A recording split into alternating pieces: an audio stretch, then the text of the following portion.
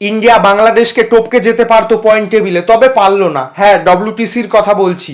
দেখো, ইন্ডিয়া পিছিয়ে আছে বাংলাদেশের থেকে। হ্যাঁ, এক পিছিয়ে আছে, তার মানে অনেক ব্যাপার। বাংলাদেশ ইন্ডিয়ার থেকে উপরে আছে। দেখো, বাংলাদেশ আছে 4 নম্বরে আর ইন্ডিয়া আছে 5 নম্বরে। দেখো, বাংলাদেশের কাছেও সুযোগ ছিল 3 নম্বরে যাওয়ার, পারেনি। কিভাবে কি বৃত্তান্ত সব খুলে বলছি।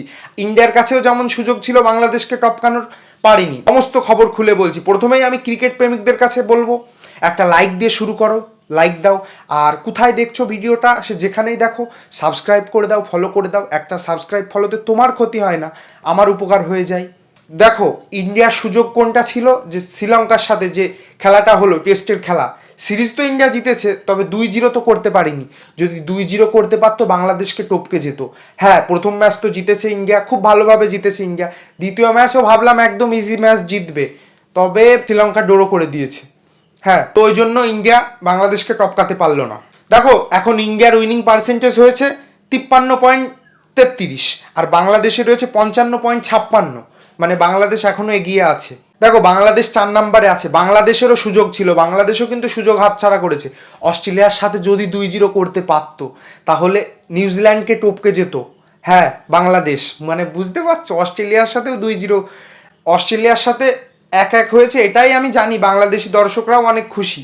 তারপরেও যদি 2-0 হয়ে যেত, র্যাঙ্কিংয়ে আরও পয়েন্ট টেবিলে উপরে উঠে যেত।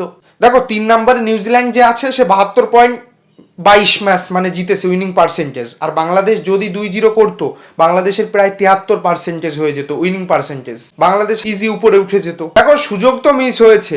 বাংলাদেশের জন্য একটু কঠিন ছিল 3 নম্বরে যাওয়া, যেহেতু কি অস্ট্রেলিয়াকে 2-0 হারানো, তাও ঘরের মাটিতে, খুবই কঠিন ব্যাপার। তবে ইন্ডিয়া কিন্তু সুযোগ মিস করলো, এটা আমি একজন ইন্ডিয়ান ফ্যান ভক্ত হয়ে বলতেই পারি, ক্রিকেট ভক্ত হয়ে। তার কারণ শ্রীলঙ্কা 2-0 করা শ্রীলঙ্কার সাথে খুব একটা কঠিন ব্যাপার ছিল না। শ্রীলঙ্কা একটা খেলোয়াড়ই খেলেছে শ্রীলঙ্কার শুধু। তো 2-0 করতে পারলে ইন্ডিয়ার জন্য খুবই ভালো হতো, তারা পয়েন্ট টেবিলে উপরে উঠে যেত। এখন দেখা যাক কি হয়। দেখো, মনে তো হচ্ছে অস্ট্রেলিয়া ফাইনালে গিয়ে বসে আছে। হ্যাঁ, যাবেই, ও ফাইনালে যাবেই। এবার প্রতিপক্ষকে এই অস্ট্রেলিয়াই প্রত্যেকবার এই শুরু করে দিয়েছে।